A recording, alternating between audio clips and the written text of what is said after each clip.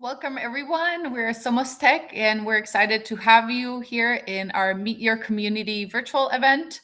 I encourage you to check us online. Um, we have a lot of resources and programs that you can use in order to continue your growth, as well as we have upcoming events such as Latinos Hit the Slopes that is happening tomorrow here in Snoqualmie Pass in Washington. And then we also have our International Women's Day brunch on Sunday, March 8th. So go to somos.tech/events to look at those events. And here are some of our resources and program highlights, such as Starting in Tech, Career Roadmap, Mentorship Program, as well as we have some labs and mock interviews, resources, and Resume Review Builder for you to utilize and use as resources to continue your career in tech. And now we welcome our special guest, Karen, here for our Meet Our Community event. Thank you, Karen, for joining us. I really appreciate it, and it's really a pleasure to have you. Thanks, Jackie, for the invitation. Yeah, excited to have you here, Karen. And the way we like to start to kick off this event is with a little bit of an icebreaker, of just kind of trying to get to know you better. And what our icebreaker question would be: what is your favorite hobby right now? Oh, I love sport activities, and right now I will say like rock climbing is my favorite activity outside Oh, boarding. okay. Do you do that? Is that both indoors or outdoors, or? Mostly indoors, but I have been going outside, like outdoors, a few times. I'm afraid of heights, but I'm still keep trying. Good for you. Good for you. I love that. Pushing your limits. That's true. Yeah, there you go. And with that, Karen, wanted to just understand a little bit, get an introduction from you in terms of like, who's Karen? Like, what is your background? Where are you from? And just so that other folks on the call can connect and relate to you. That is perfect. So I grew up in Bogota. I was born and grew up in Bogota, Colombia. I moved to the States like around 18 years ago. So my family mostly is from there. As you can hear in my accent, I'm very, very Colombian in my roots. But apart, I feel like, from here as well. I think that I have spent almost like half and half of my time. I came from a big family, have four siblings, a lot of cousins, as a good Latina as well. Um, my parents never went to college. Having said that, they have a successful business. I always my mom always encouraged me to actually just pursue like education. She has like some of like technical like a small like background, but definitely like her correct never graduated from college, even though I have like other family members. Decided I was studying finance and international business in Colombia and needed to learn English. So I came to the States, actually to Seattle as an au pair. It was a long journey for me. Was I just going to the States like for 1 year, but it has been 18 years. I'm still here. Decided just to continue my education in Seattle at Seattle University. I was very, very lucky and fortunate to just I have like the good like friends and mentors with the right like advice. And after I graduated, I joined in Microsoft. I had been in Microsoft for all my career. Has been like 11 years in Microsoft. So for me, it has been always like my home and a great company to work for. That's awesome. Thank you. And Karen, all right. So being from Bogota, does that mean you're like a true good Colombian? You like your coffee? Oh, I love coffee every single morning, 2 or 3 cups for days. Oh, really? Okay. There you go. And thank you for that, Karen, and definitely very inspirational to hear that your parents have their own business and really inspire you to where you are at now, and really push you to focus on on pursuing your goals and your careers. With that, as I want to segue to a little bit on kind of what inspired you to go into finance, and then also in particular become a finance manager in tech industry. I think that finance will be like mostly my parents. I saw their business and it worked business from an early age. So definitely like math was always like I love math. So just working with that and that connection and the relationship, and I'm going to say like just looking at them how they learn. I think that for me will have been like just in my mind I was studying finance because I was going just to work with them, which didn't happen. But just to have like that background and actually be able to help them a Mhm. little bit more. Mhm. When I was in Seattle, and that's my tech part, I had Microsoft. Went to Seattle University. I just had Microsoft like across the bridge. Grew up with Microsoft products, so it was like a lot of visibility from Microsoft. Had met Mhm. the right people who actually like also like work there. So Mhm. definitely that connection made me just to pursue a career in tech. Okay. No, that's good. And then because you mentioned sort of connections, right? And that, which is, I know it was something that I was going to cover later, but I just wanted to also, with that, how would you say like networking has helped you like in your careers? And then also, do you have any tips for anyone to really just do networking more effectively? Yes.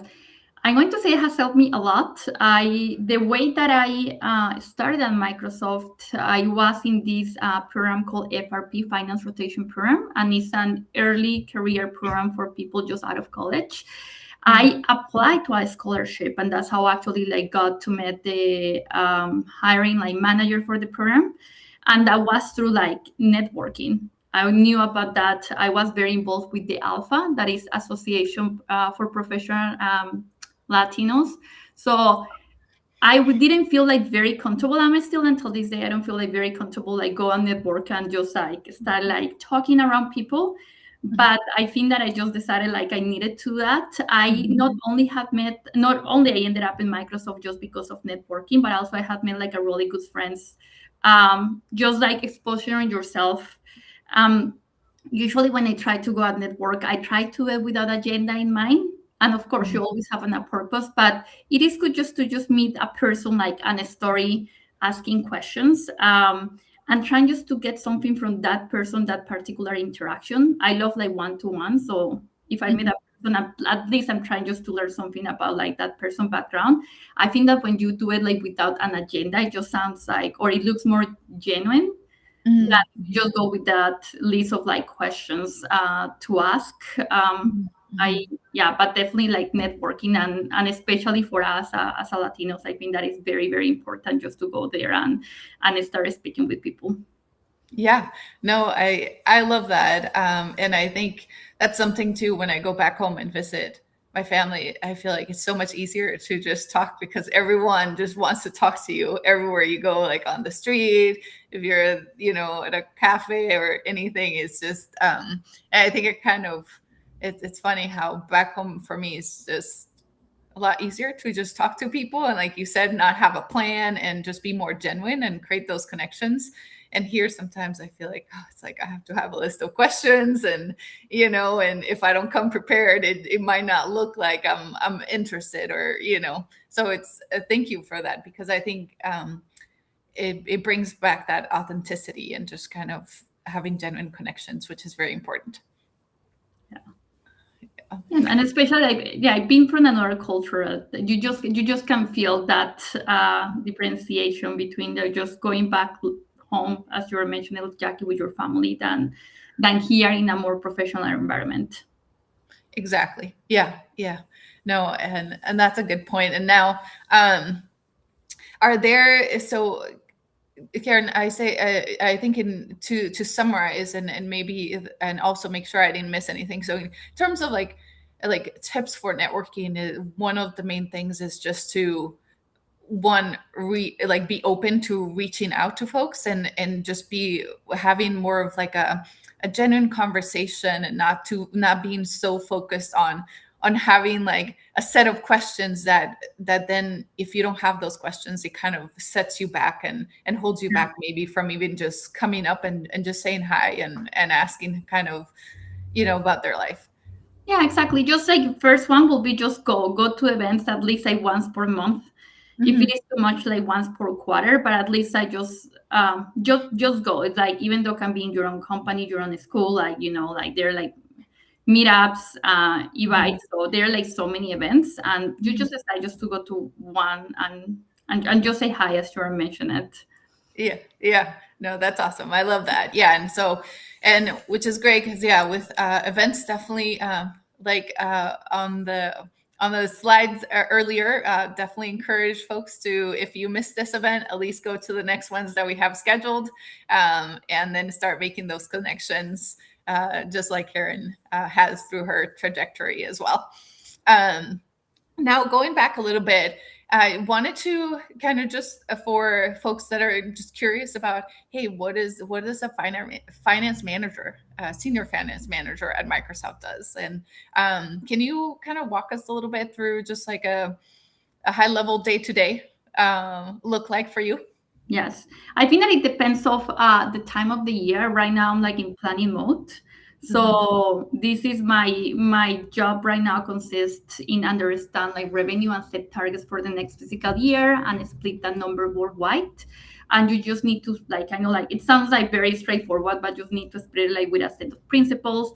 Of course, Mhm. there are sellers that actually depend, like their compensation depends of like the budget that you are like putting out there. So I'm going to say my day of today is like a lot of connections. I'm going to say meetings, just creating the plan, and also making alignment with different, not only like finance people, but also like technical. If we have like Mhm. different like people helping us to just build the infrastructure that we need to actually like split those numbers, understand what is the strategy as well. So Mhm. I'm going to say right now, most of my time are going to be like 60% meetings, um, which for the time of the year just sounds a lot. It's not always that way. And I'm going to say the other like 40% just like sitting down and analyzing what is how actually it can make like a process better, how Mhm. actually I just can interact with people better, how I going just to say like part of my job is educate a lot of people in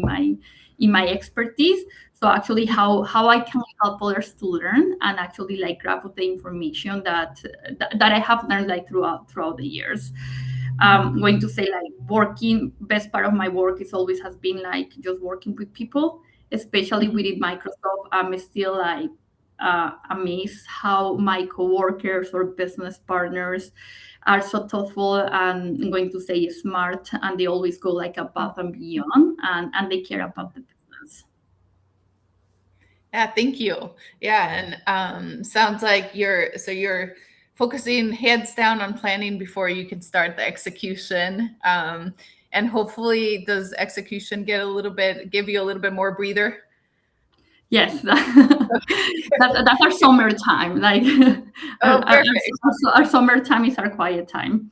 Oh, there you go. Nice. So get to enjoy. Hopefully, sit outdoors a little bit more.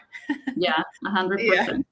yeah, that's awesome. Yeah, and one thing also, just want to encourage anyone who has questions, please feel free to add them in the chat. And I see that actually Bruno has added a question around what is next in your career and what do you do these days for growing? Okay. Well, what in next in my career? That's a really good question. I'm going to start for my team, at least like for this starting of the planning season.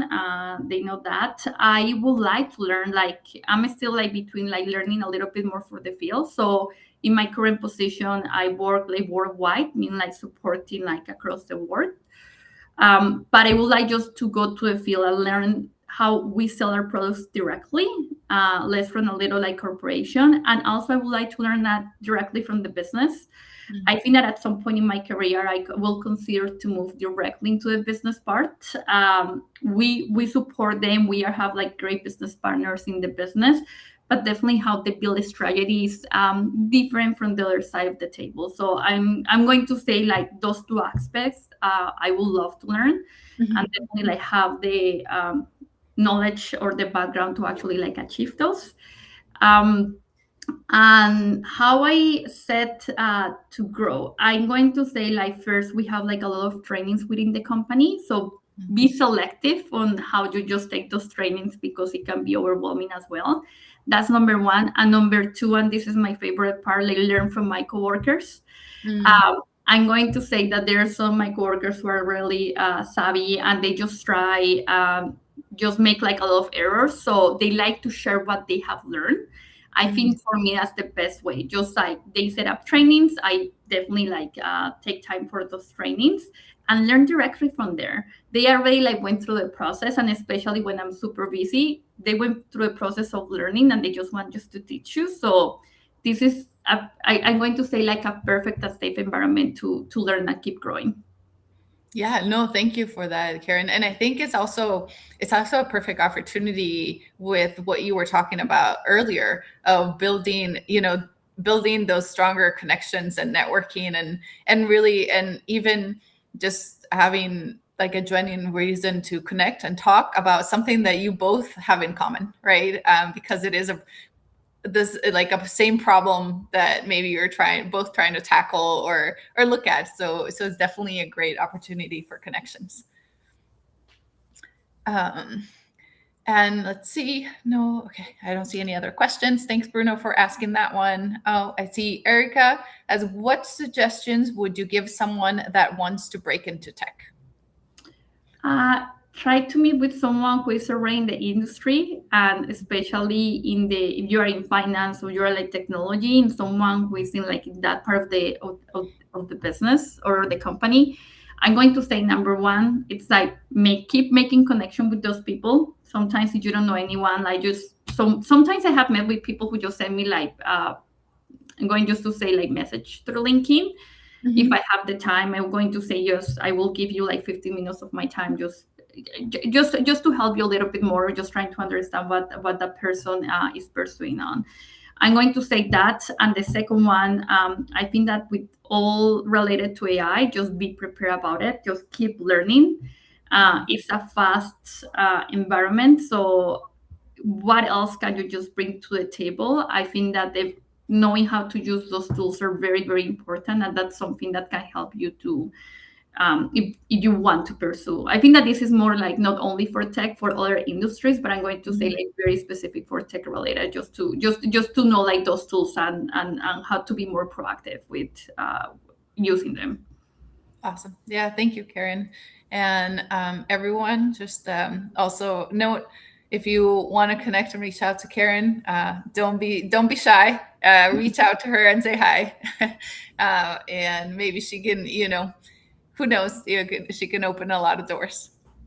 Um, and also, with that, Karen, I just, since we're talking about sort of like based on the question that Erica just, how to break into tech, I wanted to ask you a little bit around, and what, or if there were any challenges that you faced when you were starting your tech career, and how did you kind of surpass those?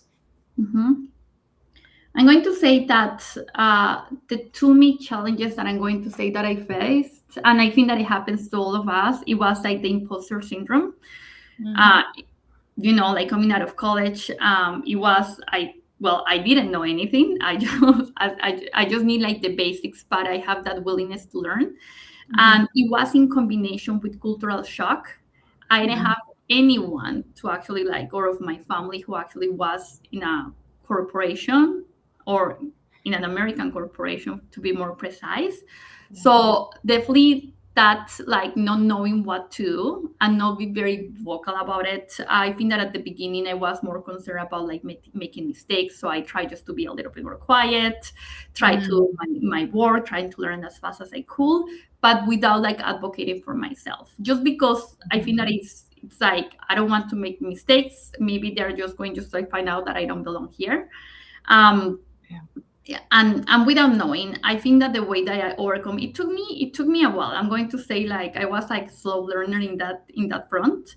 It took me a few years to understand that first, just like there were people like me. Maybe at the time that I started, they weren't as many. I think that now I'm looking across the room and I see that there are like way more.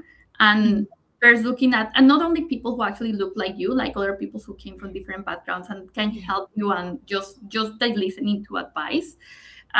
Looking like mentorship helped me a lot, and also like learning that I am in a safe environment, but making mistakes is actually encouraged. It's like that's the way how you learn. Just make mistakes, Mhm. learn your mistakes, so make them twice, of course, and just keep going. Be very vocal. If actually you think that is you have a new idea or you think that something is not going wrong, they actually want for you to speak out. And it took me a while to that. And as I mentioned, it's just like the mix of those two.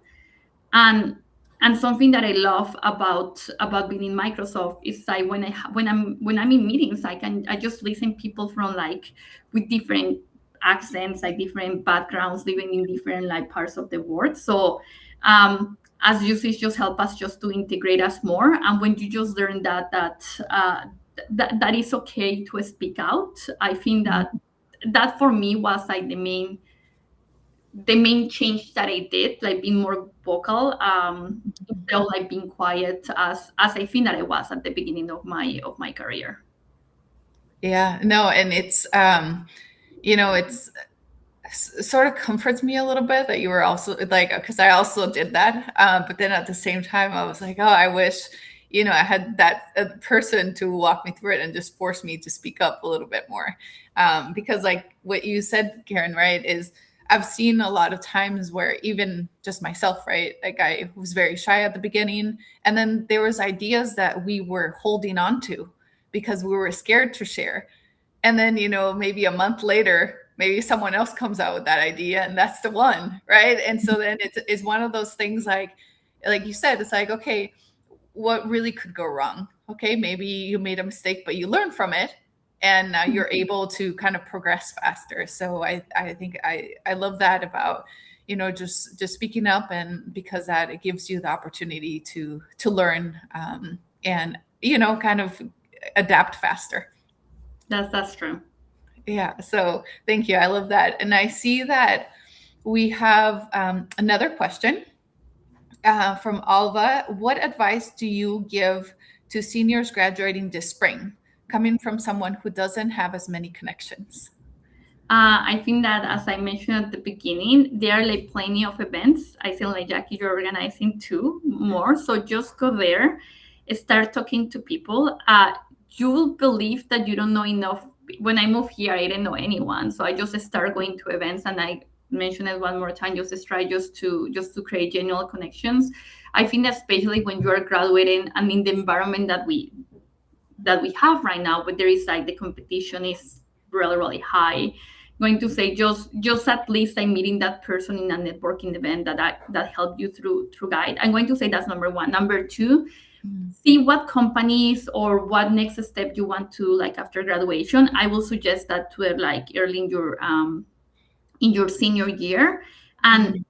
if it is a company, and that's the knowledge that I have, most of them they have a program for internships and for like Mhm. people in early career.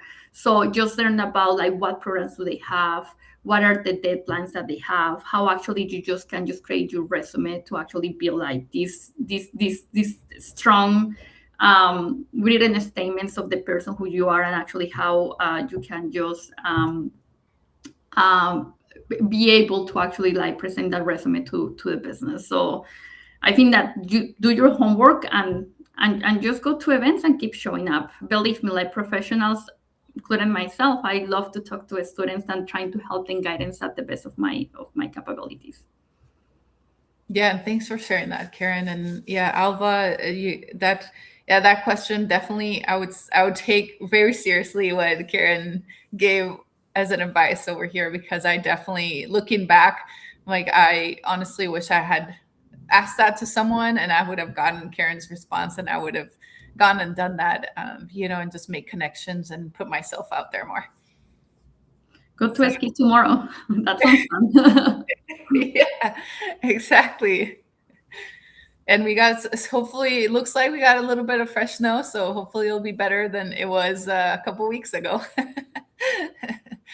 um, then with Thank you, Karen, for that one. And I wanted to also kind of tried, just because I know we've been getting a lot of questions around tips and how to get, advices in terms of the tech industry. What do you think, what would be your advice in terms of like, what are some essential like skills and qualities that you think are necessary to be successful in the tech industry? I'm going to, on top of my head, adaptability. Mm-hmm. It's for me it's a key, and I think for everyone should be. Just it's a very fast-paced environment. You need to be like constant learning. Something that you just spend like sometimes like weeks or months like to learn. Maybe you just can use it once and then you just need to jump into the next project. Yeah. Going to say adaptability and curiosity is the other one. Just asking questions and trying to learn because you deeply care. I think that those are going to be my main ones, just to be able to success or to maintain in well, just to say just to learn as much as you can in tech. Yeah, no, that makes sense. And thank you. Yeah, I think those are great skills and qualities because, like you said, it is a very fast-paced industry, and every second there's something changing. So we have to. There's never a moment of where we don't have enough things to learn. Yeah, that's true. Yeah. And then are there, Karen, with that one are there any, I know that you mentioned like, that your like colleagues and also like your company training, is there anything like maybe outside of that like maybe like a book or like a podcast or something that like maybe you check every day or every week just to keep yourself up to date with like events or trends that are going on in your industry? I'm going to say like other than we have like a lot of like newsletter inside the companies and trainings. I also like follow a few high quality newsletters. I'm just going to say, trying just to remember off the top of my mind, Benedict newsletter. I'm going to say is a good example. There are like plenty of them that actually like summarize what is happening in tech and actually just give send it you to your inbox. My recommendation is just like register to one or two of them, so just keep updated of all the changes that are happening. Okay, yeah, that makes sense. Yeah, thank you. Yeah, I know that there's definitely a lot of resources, so one or two is probably a good start, just because I think I've found myself also going to the extreme and maybe Right. going on too many, and then you don't read any of them because then it gets overwhelming, right? So it's like striving a good balance. Yeah, I used to register to every single one, and then it was like, yeah, same as you, Jackie. It was like, I'm not reading anything. I don't have the time for this, so I just decided to select like two of them. Yeah, no, I love that. So thank you for sharing that. And then in terms of, I know that right now is sort of like a really busy time for you and such, and I know, hobbies with like rock climbing and stuff. And so I just kind of wanted to understand a little bit of, how do you manage work-life balance, especially in such a fast-paced industry. I'm still learning how to manage this. I think that it has been a journey, and it depends on the season as well. I say like I have like very very busy times, and then others that I can give myself a little bit more flexibility. I'm very lucky and fortunate to be working for a company that provides a lot of like flexibility as well. Still, I do have still to work hard, but Yeah. right in the terms of flexibility, that for me at least, I'm just going to look at my week and I'm going to say, you know what, there are like some days that I need just to have like meetings until late or very early in the morning because I work worldwide. And at the same time, I live in DC, and my main team is located in Seattle. So we have like the 3 hours adjustments as well. So I'm going to say, days that I'm going just to work like super late, I'm going to start a little bit later as well. And I go to a climbing gym during the morning, like 6, 7 a.m. in the morning, because I don't have to start as early. And there are other days that I'm going to start very early, and I'm going to try to disconnect will be like my time, like 5, 6 p.m., but in the Eastern time. That's number one. And just set limits as well, and just be very vocal with your business partners or the people who are just working out of on the difference of time zones. So if Mhm, someone mhm, is scheduling a meeting, they are going to have that into consideration, and people just can be very flexible. Like most of my meetings happen like will be like in Seattle during their mornings, mhm, because I'm not the only one. We are like a few people. Of course, you need to be flexible, and at the same time, just be like aware of my calendar in a weekly basis. I'm not going to say in a monthly, but in a weekly basis, what are the days that I can disconnect a little bit early? I think that's mhm, it. Third one, and is don't skip vacations. I think that just having that mental break is so important. I mhm, same mistake that I did at the beginning. I didn't take like all my vacations. I always have mhm, like days left because the work is always gonna be there. But at the same time, you are not helpful to a company. You are actually burnt out.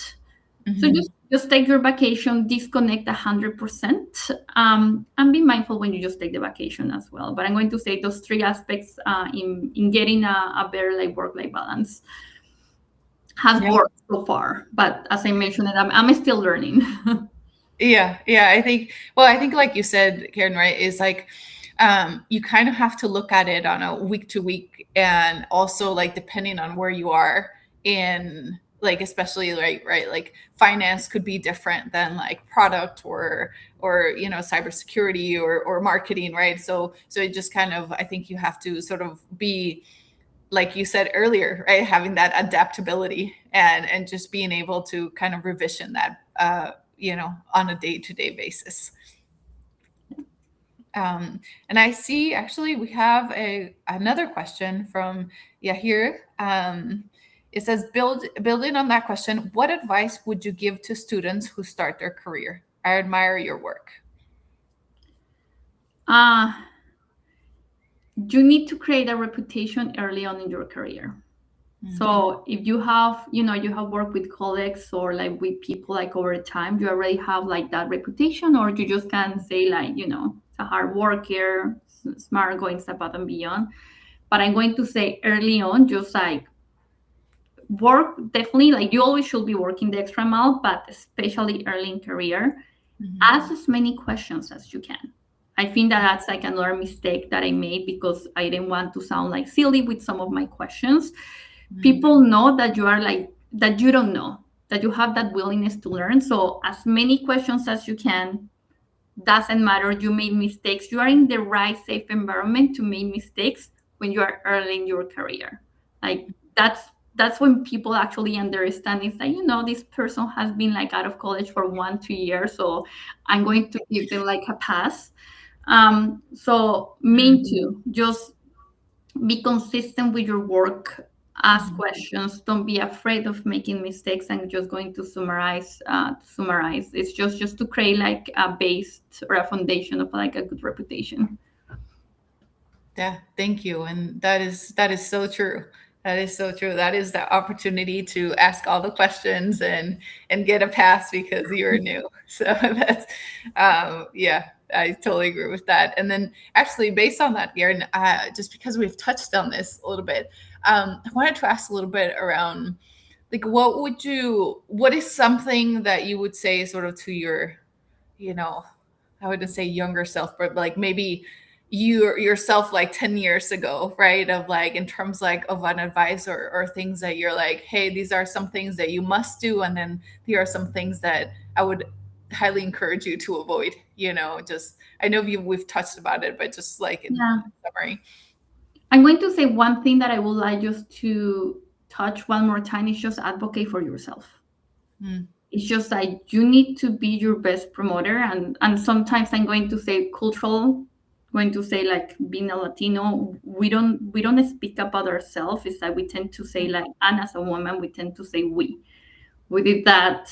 It's mm, more it's, for me it's still uncomfortable saying I did this, and stop apologizing. Same. I think that the cultural background and being a woman is just the mix, the mix to just keep apologizing. So just being advocated, like advocate for yourself 100%. You are doing a project, show it to the right people. You are working hard, and just make sure that actually you are working in the right project, not in the right situation, not working because of that we all have been there, just like doing projects without the recognition because they are not important. So be advocate, like don't apologize for that. Mm-hmm. Be your best promoter. I'm going going to say that. Yeah, no, I love that, and I agree. It's we have to believe in ourselves and show that confidence so that others can believe in us too. And like you said, if we don't show what we're working on, then how are others going to know and be able to also advocate for us? So thank you. All right, let's see if there's any. Hopefully that answered everyone's questions. Let's see if there's any other questions. Okay, I think we've covered all of them.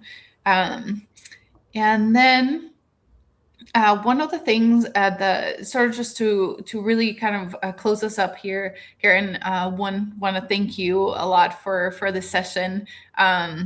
It's been very insightful. One of the things that just kind of looking forward, and like you mentioned, AI definitely it's something that is the a trend, and the newest sort of in the tech industry. And what do you think are some skills that are going to be like in demand in the coming years, especially with your experience in the finance environment? Yes, I think that the tech industry, at least for me, is going just to keep growing. Mm-hmm. It's kind of like what we need to know and to learn to be in there, because as we know, like there is the competition keeps just like happening. But I'm going to say learning right now is like, I'm just going to advocate for my own company. We have like Copilot and Copilot agents that actually you just need to learn how just to make like your work more efficient. Also like just in that one, how actually you need to just stop like doing like manual task. And I think that when you are earning career, those kind of like it's challenging, because you just need to learn how to just do it to how to just manual task in order just to use like an agent like Copilot just to give it like prompts. But I'm going to say like that's gonna be the main one. Just as soon as I come, how I learn the fastest I have, and it's happening to all of us. Even though for me, as I learned this, it has taken me time just to learn those new skills. But definitely, like when you're just doing in tech, or I'm going to say like in any other industry, you have to like how to do less manual work and more impactful.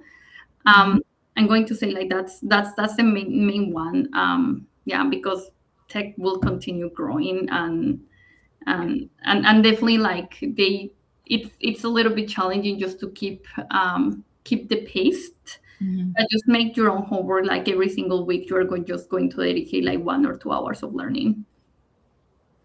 Yeah, no, thank you, Karen. I think I heard definitely focus a lot on prompting, prompt engineering, learning AI and how to use it, so that kind of goes back to what you were talking about, right? Focusing on that most impactful work, and then also sort of also be able to have that flexibility and that work-life balance that you talked about, because now you're not doing all this repetitive stuff, and you're able to automate and really just focus on what truly matters. Yeah. All right. Let's see if we have any other questions. Otherwise, Karen, thank you so much. It's been a pleasure hosting you here at our Meet Your Community series for Somos.tech. Super excited that we had the chance to bring you on. This was super insightful, and I hope everyone got some good tips and tricks and has some new next steps that they want to work on to continue their career. Thanks for the invitation. That was a pleasure for me, Jackie. Thank you. You have a great rest of your day. Thanks, everyone.